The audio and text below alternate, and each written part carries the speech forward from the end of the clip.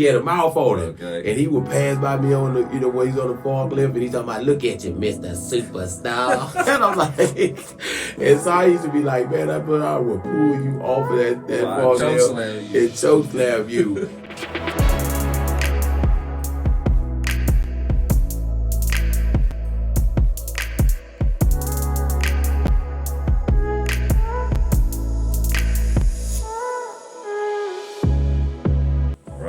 We're here. Real Folk episode 3.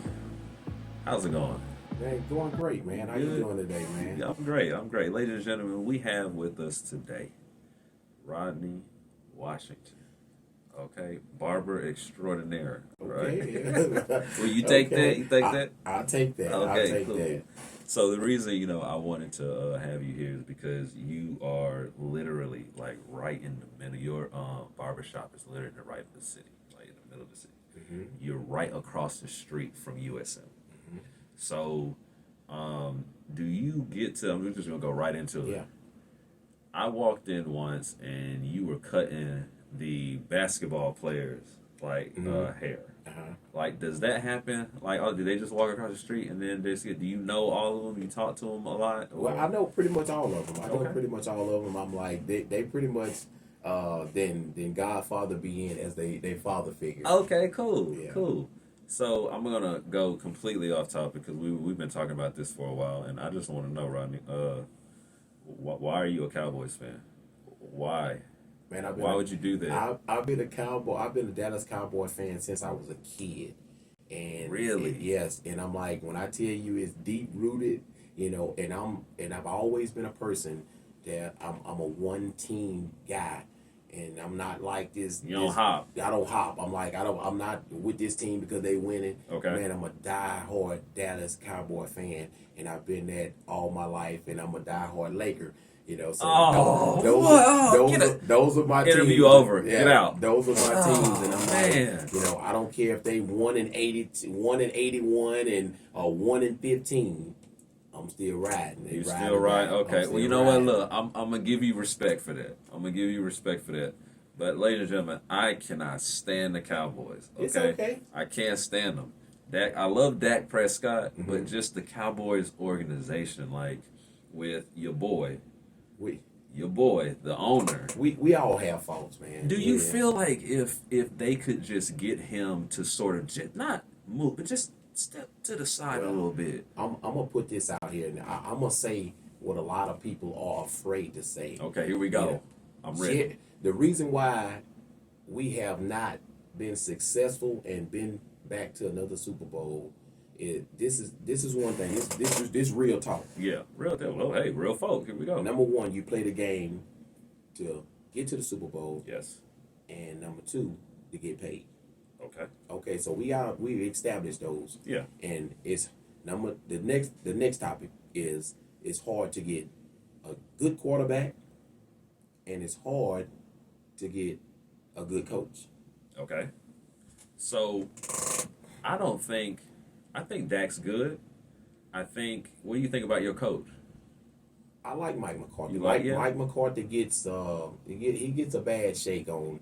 They say, that I don't think he's as bad as people say. Yeah, they say he's the reason why Aaron Rodgers, and I'm like, man, okay, Mike McCarthy been gone 3-4 years, and Aaron Rodgers still doing the same thing that he was doing when Mike McCarthy was there. So maybe it wasn't Mike. Yeah, it wasn't Mike. I said sometimes you gotta take that gleam that you have in somebody else's eye. That you gotta go, hey, put it in that guy that you done anointed them. Say he's supposed to be the savior. greatest, the savior, the greatest ever. But, back to what we said. When Jerry Jones fired Jimmy. Yeah. Man, let me tell you something. You reap what you sow. Wow. We have not had any consistency since he left. And you think about it, what God wanted to do with the Cowboys, he just took that anointing from the Cowboys and he blessed the Patriots with it. If Jimmy don't get fired, we probably have at least 3 to 4 more Super Bowls. But you turn around and you fired a guy that just had won you 2 Super Bowls, a guy that took your team from 1-15 to winning a Super Bowl, 2 Super Bowls. Let me tell you something. You reap what you sow. That's ego. Pride. No, that's pride. Obadiah 1 and 4. But at Obadiah 1 and 4, pride comes before the fall. Yep. And pride. And see, let me tell you something. The world we living in today, they think money can buy everything. Jerry, if you listening, you can hear this. Let me tell you something. Jerry Jones watching the show. You got all of that money, and the one thing that you have not been able to do is buy that Super Bowl, and you can't buy time. That's from a diehard Cowboys fan, ladies and gentlemen. We started with smoke. This is great. Yes, sir. So you talk about the NFL. You know a lot about the NFL. You know Yes, a lot sir. about the league because you played in the league, right? Yes, sir. Okay, so what team? Come on, let's go down the list. Tampa Bay Buccaneers. Tampa Bay, what position? Outside linebacker. Oh, 1995, 96. Okay. Warren Dunn. I mean, not Warren Dunn, but Warren Sapp, Derrick Brooks. That was my draft class. What's Warren Sapp like on the team? Warren Sapp. When I first met Warren Sapp, the first thing I said, man, who is this cat? Biggest clown. The biggest clown. Really? When I first met Warren, we was reporting for our first mini camp when we was coming into the first mini camp. Okay. And he fell in the draft, but he still ended up getting drafted in the first round. Yeah. So when we report to our first mini camp, me, I'm a little rookie, nobody, small school. Yeah. And so I knew of him, I knew, of all the other guys, but all of a sudden somebody comes in a big body Benz and they like just swerve and just. Oh, okay. And I'm like, man, he came in stunting. who is this cat? He get out of the car and it was hilarious because when you think of a person playing at the U, Miami Hurricanes, so you thinking somebody finna get out of the car and gonna just look like the Hulk. Yeah. Man, Warren Sapp was bad built. He was big up top and ankles by this big. Right? It was hilarious. For but real. man, I'm gonna tell you like this here. Yeah. That cat had a heart of a lion. Okay. I'm talking about, man, that's why he's a Hall of Famer, because I'm telling you, man, Warren Sapp was an athlete. Yeah. And I'm like, we talk about the freakish nature of these guys that that we're seeing today. Yeah. Warren Sapp was one of those guys too. Back then. Yeah, back then. I'm like, man, I'm talking about, that's why they couldn't block him, man. Warren Sapp was a 4'6" guy in the 40-yard dash as a defensive tackle. Wow. So you think about, he's quick. Yeah, that's quick. So I'm talking about off the ball, he was like, and it was over with. And that's all he said. That's him. That was him. But man, he was a funny guy. Okay. He was a funny guy. What was your favorite on-field moment and your favorite locker room moment? Do you have one? My favorite on-field moment was probably.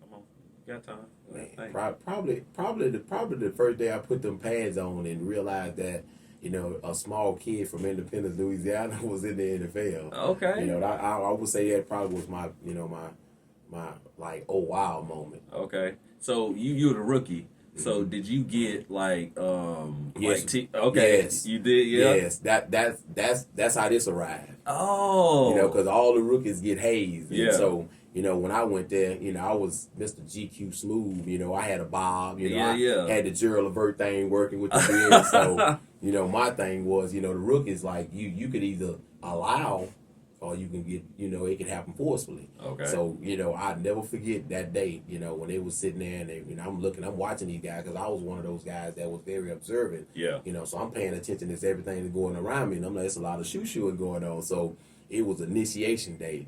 So they gonna cut your hair. Yeah. And so you got a lot of these guys, that will come in and they come in like, okay, ain't nobody touching me. Yeah. I said, oh, okay. So I'm looking at all these guys and I'm like, Lord Jesus, he big. Yeah, I don't know if I can take this dude, Yeah, so I'm like, I think I'm just going to let them get by it. I'm just going to go get in the chair. With it. And so my thing was, I just went to go with it. I went over there and got the chair, just let them, they hit me. I was like, okay, I'm good with it. So So I ended up with a bald head. So I'm like, dang, I don't look half bad. Because, I say, well, you know what? If I ever start losing my hair, you got it. You I'm fresh. I'm fresh. There you go. I'm fresh. So that's how that bald head arrived because of that initiation. Okay. So what was that welcome to the NFL moment? Like when you step on the field, which quarterback do you remember that like wowed you, like when you went against, like when you just went, whoa, like this is the NFL? Dan Marino. Dan Marino. Dan Marino. Okay, so tell what happened with that. We went to practice with them. We had a practice session with them that weekend, and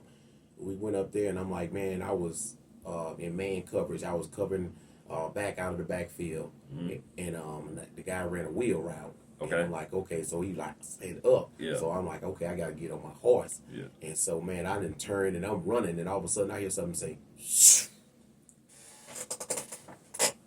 What the? Man, Dan Marino on cork one. I'm talking about, man, if I would have turned around, it probably would have knocked me out. Because I'm talking about it just like a jet, huh? like a jet past my ear. And I was like, wow, it was a big difference between college and NFL. So when they say that the speed of the game, Man, it's fast. It's fast, and Okay. I was fast. I transitioned from a defensive back, Okay. so I was still 260, but I was still running a Quick. 4.5, 4.6.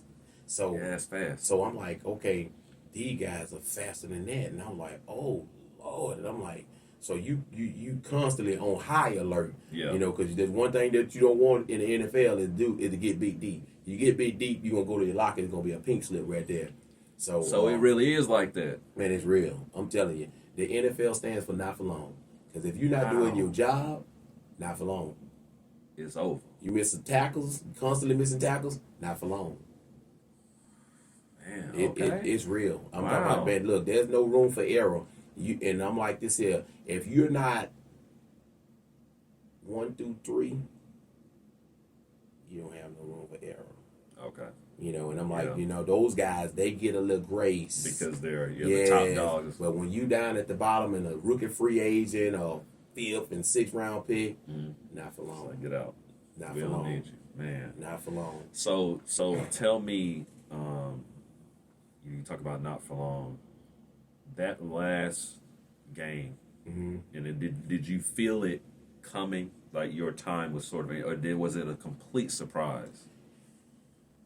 I kind of felt like I was gonna get cut, but the veterans on the team, they was like, nah, you ain't going nowhere. You're not going nowhere, Black. Like, man, you. I'm like, man, I was like, I don't know. Why did you feel that way? Like what? I just had that feeling. Okay. I had that feeling. I don't know why I had the feeling, but I just had a feeling like I was gonna get cut. So one day, we was going to meetings, and I asked I asked Demetrius DeBose. I said, Demetrius, I said, how do you know when you about to get cut? And he's like, he said, you know. And he said, man, you see that guy right there? It was Will McKay. He said, you see that guy right there? He said, if you see that guy coming your way, turn and go the other way. And so that very last game, we went in and we had meetings that morning, and we went back and we was getting ready to go through our last meetings before we was getting ready to prep and get in the fly out to go to Cincinnati. Okay. And right as we come out of the meeting, he said, I'm going to release you. And like, he was coming toward me. I was like, oh, God. Oh, God. And so he came up and he said, we're going to have to release you today. And crushed me. Crushed you. He crushed me. So what did they say? What was did you ever find out why? It was all politics. It's a numbers games. The linebacker coach was from Clemson. Okay. And they drafted a guy, Wardell Rouse, from Clemson, and then Darnell Stevenson was a free agent just like me. Yeah. But the thing about it was, go back a little bit, I was projected as a 3rd round pick, but I broke my ankle at the very first game of the season. So I missed. Yes. And so it costed me a lot. So ended up not getting drafted. I fell off. I fell down on the draft board, and then I'm talking about, man, the draft wasn't even 5 seconds over, and the phone rang. But a lot of people. I tell people, I knew that I was supposed to get drafted. Yeah. But when you come from a small school, you have to do extraordinary things. Yeah. To get noticed. Yeah, to get noticed. And Yeah. so just to get to get drafted.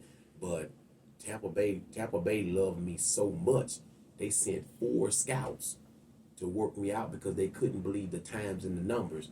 And I'm like, the process, I ended up transitioning from McNeese to Oklahoma So in between those two places, I had a box there, box there. So in between that, my letter for the combine ended up getting lost. So I didn't go to the combine. And they was like, "You sure you didn't get a letter from the combine?" But the first scout that they sent to work me out, he was like, "Could you do it again? Okay. Could you do it again? Could you do it again?" And so when he went back with the numbers, they was like, "It's not right. No way. There's no way." Yeah. And so next thing you know, they sent another guy come out there, and he's like, "Okay, could you do it again? Could you do it again? Could you do it again?" They got to make sure. And I'm like, "Could you do it again?" I was like, "Okay." And so next thing you know, a third guy comes. Okay. Same thing. And I'm like, "Wow, what's going on?" Yeah. And so they sent a fourth guy.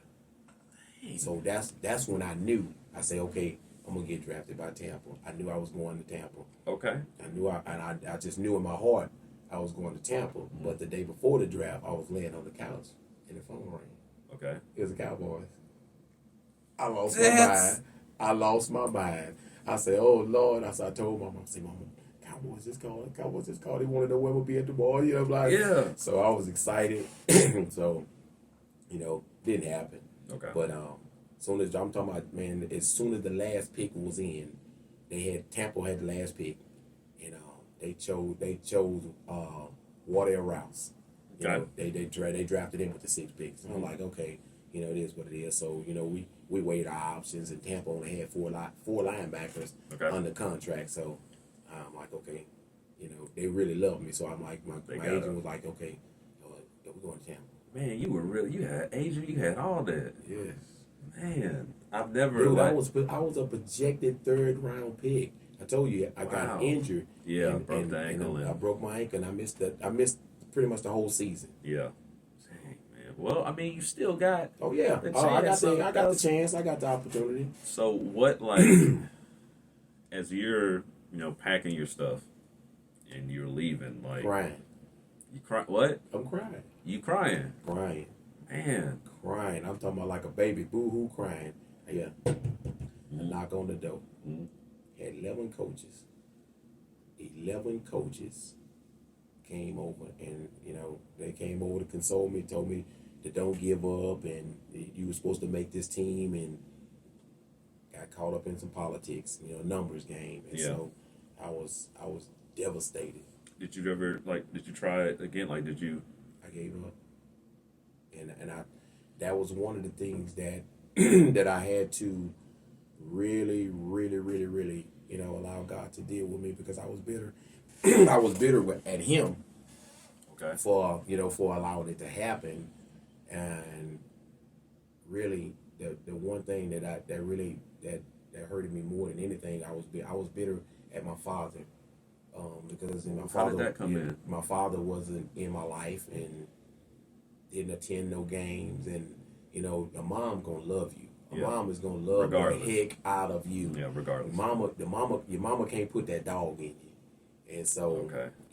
My mom like, "Okay, baby, it's okay, baby, this is baby." Mm-hmm. But I at that point in my life, I really needed somebody to be behind me and say, "Do it again. Don't quit. Don't quit. Don't quit." And push me, and I didn't. Go ahead. And so, I quit, and I never even tried. It's amazing the role of the father, and how either detrimental, yes, or impactful, yes, that can be on a positive, mm-hmm. side. And I have ran into a lot of, let's say, boys and men who have given me that same story. Man. As a counselor, it's if my father was fill in the blank. Yes. And it's a lot, and you're talking black, man, white, yes, Hispanic, yes, don't matter. Yes. If my father was there, yes, blank, fill in the blank. Man, let me tell you something.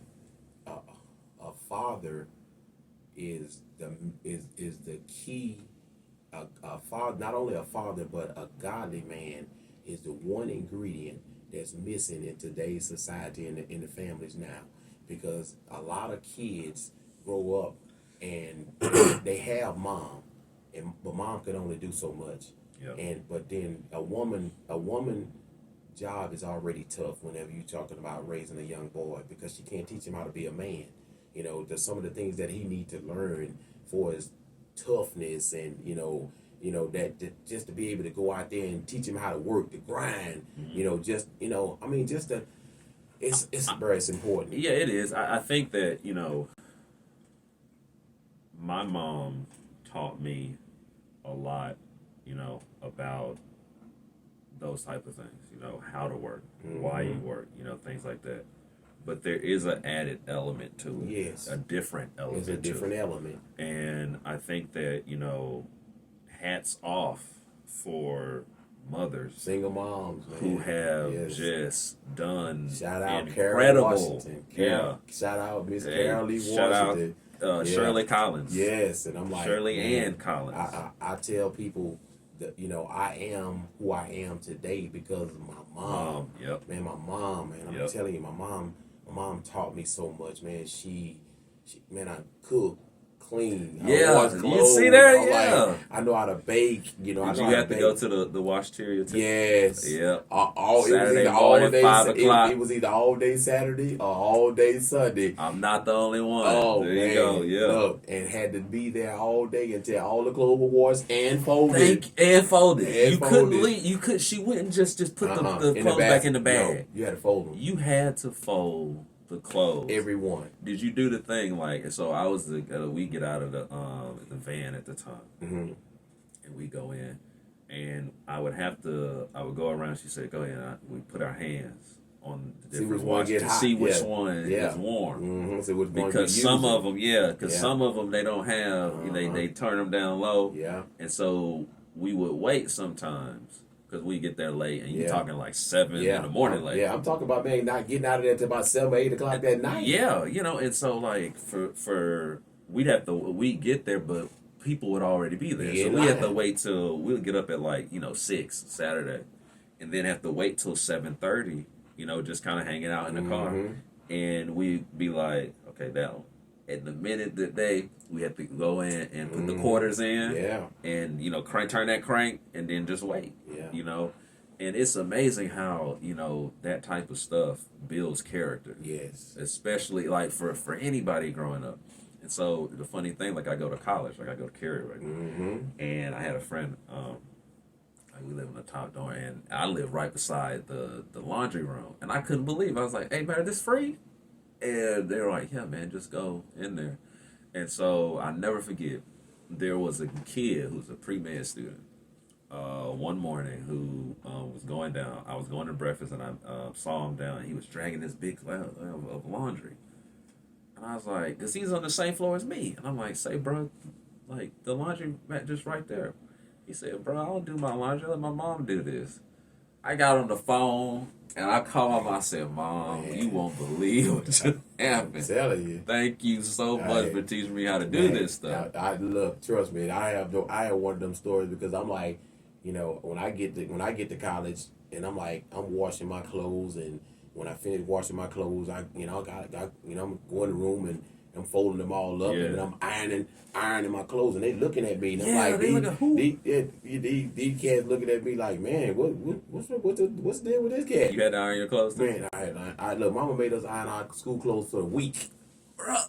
Yeah, I couldn't. I wanted to get up the day before. She's like, no. You can turn on the TV and watch TV. And you can watch TV and iron all those clothes before you go to sleep. And so I was laughing when I got to college, man, because I was one of the only guys that knew how to wash and separate white from colors and all this. That people were walking around with their clothes faded, and I'm like, man, I'm laughing because nobody had no foundation, and I was like, I knew how to cook, I knew how to clean.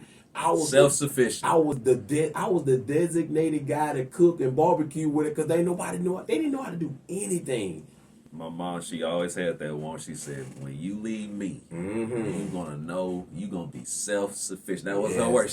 You're gonna be self-sufficient. You're not gonna need anyone to do anything. Yeah. And there's a real freedom in that, to know that, bro, I can just do this. Man, I'm telling you. And you don't have to depend on, and it's okay to depend on your friends sometimes, but I feel like the average, let's say, teenager has lost that independence. Well, how to know how to do that thing, and it has a lot to do with parents, parenting, like you said. But I don't know if it was you. Okay. Saturday. Is it positive? It was me. It was positive, but there was a word that was used to describe the generation. Was it watered down?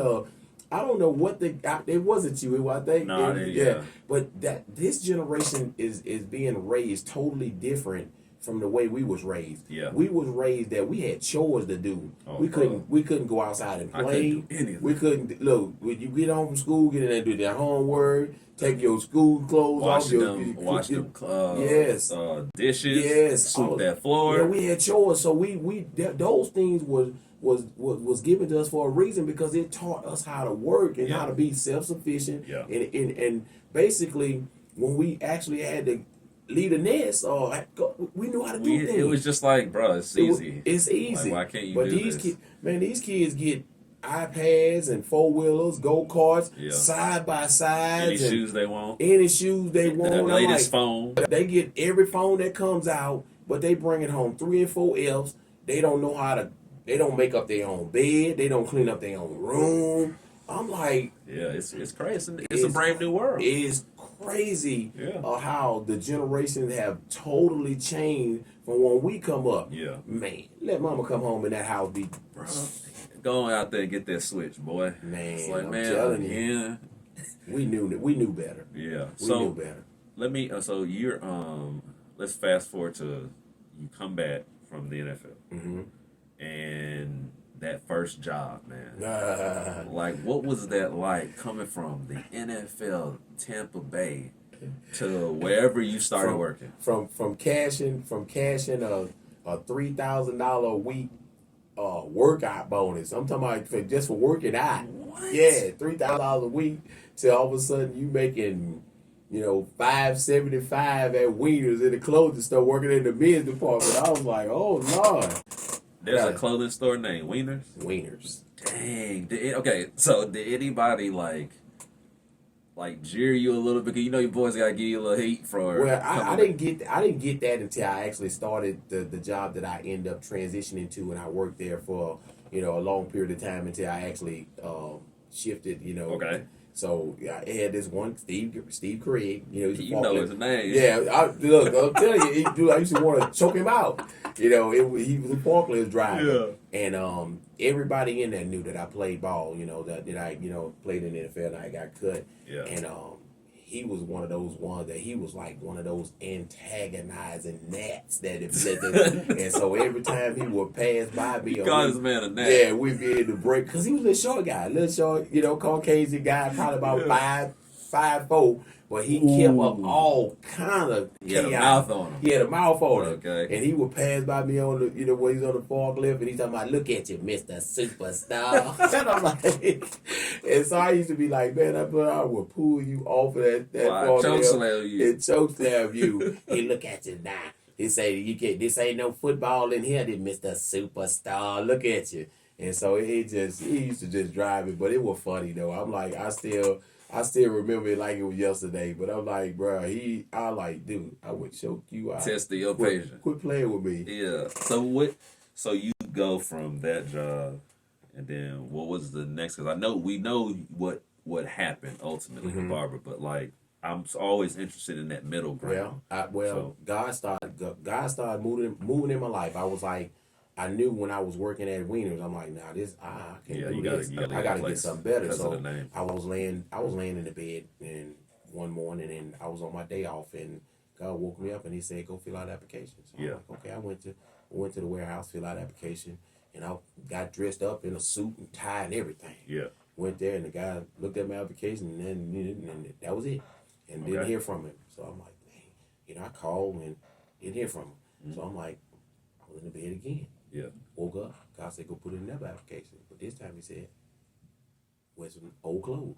Okay. So I'm like, I got up and dressed up like I was going outside to do some yard work, So I went there and Mike tested.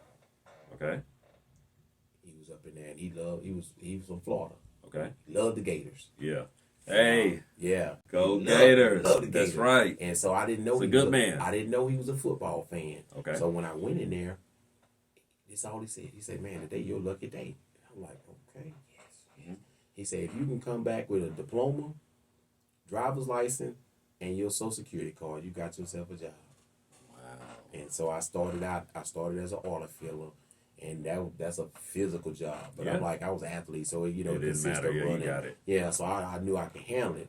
And so, but my goal was not to end up there. Yeah. So I ended up 2 years. God showed favor, and Okay. I ended up, and I was looking around. I'm like, what them guys do right there? And they was the maintenance guys. Okay. You know the maintenance guys. You know Yeah, everybody. yeah. You know the maintenance. You know guys, the maintenance right? guy. You They know don't do yeah. nothing. Yeah. Yeah. So they over there talking to them and just laid back. Chilling. And so I asked them, I'm like, man, how you get on with y'all? And they say somebody had to die or retire. And so I'm like, wow. Wow. So I'm like, okay. So next thing you know, maintenance job pops up. Okay. I didn't And get you it. got in. I You didn't get I it. missed that one. I missed it.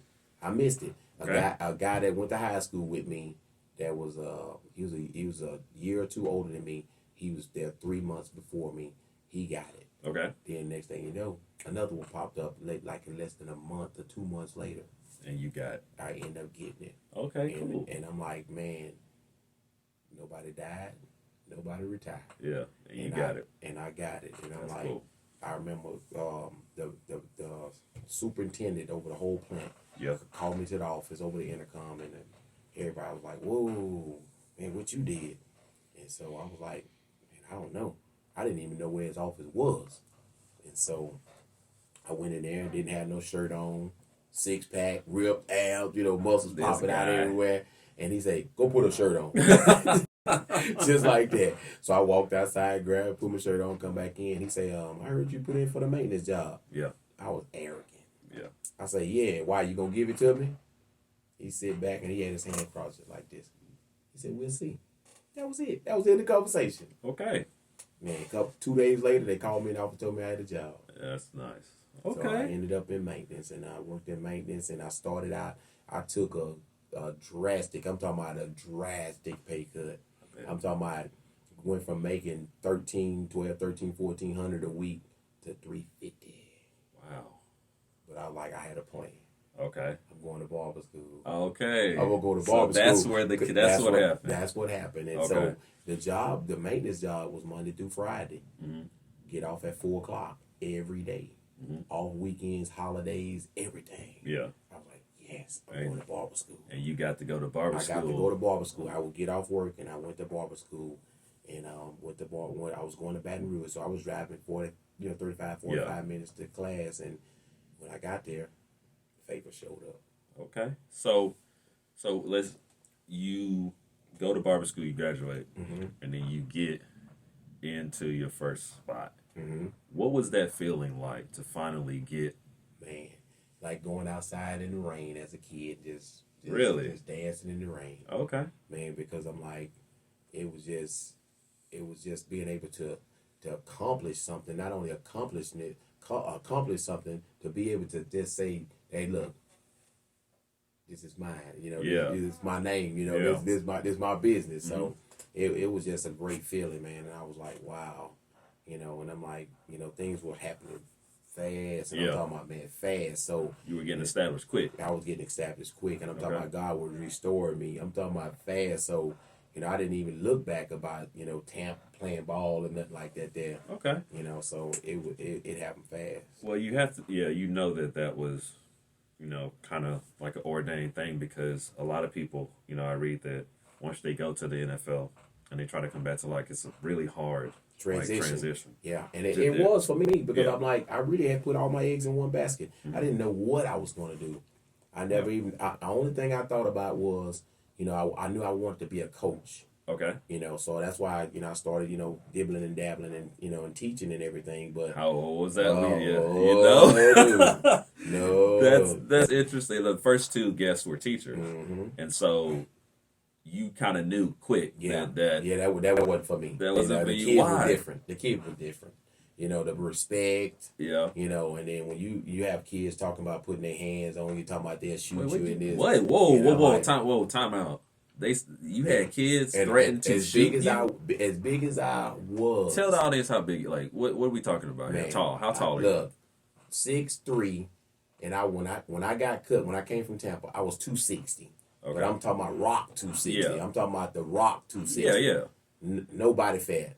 I'm talking about muscles popping out everywhere, and kids talking about I'll shoot you and all that.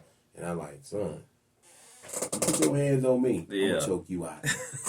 And so I was like, nah, it's time for me to go, because I'm like, this ain't gonna work, because the kids that generation of kids it was changing. Yeah. It was changing that fast, and I was like, dang, was I that bad as a kid? Mm-hmm. And I was like, no, because we had respect. You had respect. We had respect, man. We couldn't dare disrespect an adult. Mm-hmm. I don't care who it was. No, that just wasn't gonna work. It wasn't gonna work. Yeah. So when you go through like barber school, and you get your first place, like what was it like having people come in and out, and getting to talk to them about their lives? Because a lot of people, when it comes to the barber shop, I tell people it's not really about like haircut. Like it's more about talking and cry, because a lot of people come through and that may be their counseling spot. Mm-hmm. That may be where they talk about sports or whatever. Well, first of all, we have to clarify this. Okay. I wasn't always this person. Okay. And so the person that I was before God changed me was yes, okay. They used to call me ESPN. All right. Because when I was in college, I majored in broadcasting. Okay. So that's what I wanted to do. I wanted to be a broadcaster. Okay. So I love sports. I played every sport when I was in school, when I was coming up. So I watched a lot of sports. Okay. So that's what they used to call me. Yeah. So I was ESPN. So I wasn't the counselor, the mentor, the pastor, So did you notice, I want to say this the right way. Did you notice a change in the people coming, like when you started changing? Yeah. Did they notice it as well? And did they say something? I'm gonna tell you, they didn't have to say anything. I did. Okay. Because I knew that that God was calling me to something greater. Yeah. And so my thing was, I was always the person that if I was going to pick up something, and I had to be 100% all in. Yeah. It wasn't no faking. It was going to be all real. Yeah. And so my thing was, the things that I was allowing before God changed me, I had to rectify, I had to correct those things. Got you. And so therefore I laid down the rules. Mm-hmm. So I lost probably about 60 customers. Wow. Because there was some things that I was allowing. I would allow them to bring their drinks. If it was in a cup, or the guys would come in smelling like marijuana. Or they'd go outside and smoke marijuana. So I was kind of cool with that. Because I really wasn't judging nobody, but I wasn't being the person that God was calling me. You wanted to create more of a family. Yeah, exactly. I was befriending. Yeah. So therefore, when God called me, he began to call me in ministry, and he began to change me. That's when I made a significant change, and I told them, I say, that was it. And so those guys stopped coming, and the faith that I had in God, it was just, man, like I say, I wasn't worried about it. Yeah. And I'm like, didn't lose any sleep. Okay. I just knew that, hey, look, I was a new person, so I had to do things the way God would see them. Yeah. So man, I lost 60, but God sent me 180 clean ones. Wow. So that's when I knew God was with me. Yeah. And that God was ordering my steps. Okay. And so therefore, I knew long as I had God, then I was unstoppable. So that's when I began that's when things began to take off. That's when I began to take off and trust God, because I saw his hand.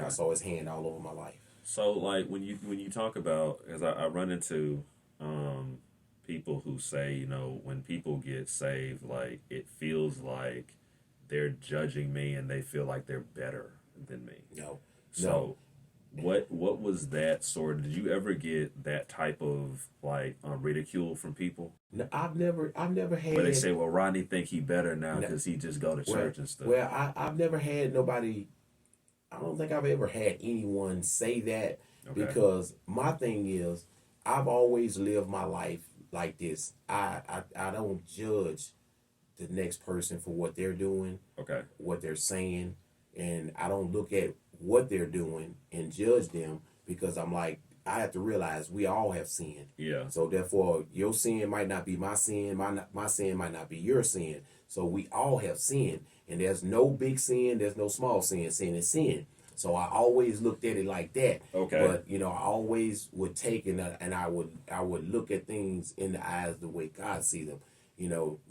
Never judge a man in his faults. So if you judge a person in his faults, you'll be overtaken in that same fault. So you always have to be mindful of putting your mouth on people. So my thing was, I learned from a old Baptist preacher, to say before you could say anything negative, just say, Lord help. It covers a multitude. Gotcha. Lord help. So I prayed for them in the midst of that situation, but at the same time, I kept myself out of the position of trying to place judgment on somebody. Do you think that that's a lost art in the church today? The I'm not, or just the sort of community or faith in believers where I'm going to not judge you. And I'm not going to exalt myself. And at the same time, like, I'm not going to tear down myself, but I'm not going to, like, that whole judging element, I feel like is still sort of a little like prevalent when you look at. Well, we living in an era where a lot of people, will get into their feelings, really easy. Yes, but that's true. So therefore we always have to be mindful of what we say and how we say it. But I approach every situation just like this. Okay. Love and kindness. Okay. Will I draw thee? Love and kindness. Gotcha. See, God will always be able to put you or place you in a situation where you will use something where you was in the same situation and he brought you out. But I'm not gonna judge you in the midst of it, because I'm like, hey, look, I used to be you. Yeah. Look what God did. And that's to me. what I'm talking about. Look what God did for me. Is I feel like we haven't seen enough of what you just said. Man, I'm real. Yeah, I'm that real. whole I'm not going to judge you where you are. I have nothing to say about that. I am a ambassador for the King. Yeah. But I'm still Rodney Washington. Yeah. I don't care how high God takes me or he brings me. I still want to be that person that they can come up and say, well, hey man, this, or hey, Mr. Rodney, this, or he, because I don't even care about a title. Yeah. I've never cared about a title. Yeah. My thing is, when God breaks something in you, who are you to go pick it back up? See, Gotcha. he broke pride in me from the Tampa situation. Yeah. So taking his glory. So therefore, he says, I will share my glory with no man. Mm-hmm. So guess what? So it's better to learn from your past mistakes than to repeat those same mistakes. Mm-hmm. So if you learn, then you don't have to go take that test again. I want to ace the test the first time. And if I don't ace the test the first time, definitely I promise you, I'm going to come back the second time and I'm going to ace that test. So therefore, once he broke that pride in me from the Tampa Bay situation, for not giving him thanks, the glory, and all the praise, because guess what? You don't go to the NFL when you go to high school and you weigh 105 pounds without the work of God, without the hand of God. Wow. See, God gave me the strength, he gave me the ability, and he gave me the breath in my body to get up to go put that grind in. Yeah. But guess what? He allowed me to put that work in. Okay. But guess what? Anything could happen. You could have got sick. Anything. I played my whole career. I played football from junior high all the way through college and to the NFL. Yeah. I've never had a significant injury besides that broken ankle. Wow. Okay. But the thing about it was, I was still in the glory. Mm-hmm. When you say stealing the glory, like, what do you mean by that? God did it. Got you. I didn't do it. Okay. God did it. You never did that. It was just, hey, it's Washington right here. Okay. A little T.O. Yes, sir. That was me. Pride, arrogance. You. And I say, once he broke that in me, so I would not one time try to take any shine from my Father. Because guess what? Every the higher he takes me, guess what? The higher I go, the higher I'll get the chance to point back at him, because it ain't me. Everything that will ever happen in my life, every door that will be open, every business that will be established, every soul that will be saved, it will be because of him. So I understand that you give back to the community. You have something that you do with the youth. You want to explain that? Man, let me tell you something. Yes, I've partnered with William J. I call him William J. Okay. He say call me William J. Okay. And we've partnered, and man, we've brought Cubs to Kings down to Hattiesburg, and it's a mentorship for young men from 8 to 18. And some doors have been opening for us, man. We have a contract that we have been blessed to receive with the Juvenile Detention Center. So we go 2 times, we go the second and the fourth Monday in every month. And we go in there and we go in with a program, and it's called STEM. And so we basically getting a one-on-one time, and I'm like, sometimes we have, 5, 6, 7, 8, 9, 9, 10, 11. Sometimes we don't. But we go in and we go meet them right where they are. But not only meet them right where they are, we try, we don't try. We're showing them that there's another way. There's another way, so this program, it's been amazing, because you get to see these kids that are 14 years old, 15 years old, some 13 years old, that basically right now, these are the kids that people are basically throwing away. And these kids, no fathers. They only got a mom got to work, so these kids out here, they gang banging. The kids just went to jail. Ended up back in there. He got released, ended up back in there. They had over 40 guns that they confiscated from him. And this, it's a 14-year-old. Here. Yeah, in Hattiesburg. Wow. And I'm like, wow. I'm like, you thinking, and I was thinking, because I grew up without a father, that was bad. I hated him. I see why these kids out here doing the things that they doing. They don't have a father figure, and I'm like, they hurt just like I was hurt. But they taking a different path. What I took, they didn't take. I'm like, I knew. The sports angle. Yeah, sports saved my life. Sports saved my life, because I could have easily been one of those guys that became a statistic, but my mom was, man, extension cords. Extension cord. Wow. Man, look. Extension cord. Extension cord. Look, my mom 5'2". My mom 5'2". She don't play. I done got that extension cord about 3 times. And it'll been it. I know. That, look, 3 times. And I promise you don't want to see Miss Carol. She was tough. But, and I see these kids, man, and my heart goes out for these kids, man, because, these kids, when we go in there and we have these, these sessions with these kids, and, man, they just pour out their heart to us, man. And so, my thing is that, I'm about my Father's business. So, therefore, Cubs and Kings, we're about our Father's business. So, it's a group of men, man, the real men that are not ashamed to say that they love God. So we are allowing God to take us where he want to take us. But the thing about it is, we hear every day that there's the next generation. It's right there. There's hearers and there's doers. Which one you gonna be? You get a lot of people, they talk a good game.